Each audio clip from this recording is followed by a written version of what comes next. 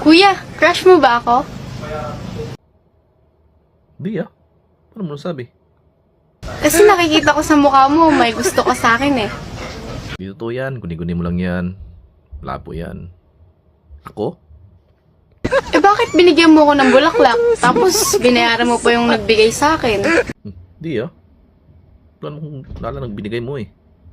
Guni-guni mo lang yan. Guni-guni mo lang yun. Di totoo yun. Tatanungin kita kuya, mahal mo ba ako? Di nga kita kilala eh. Bakit assuming mo naman? Eh kasi nga, sabi mo sa sulat na binigay mo sa akin, mabilisan mo lang ba ginawa yun? Paano ako makasulat eh? Di nga ako marunong sumulat. Di ako nakatapos ng pag-aaral. Eh talaga ako yun. Posibleng ako yun. Labo yan.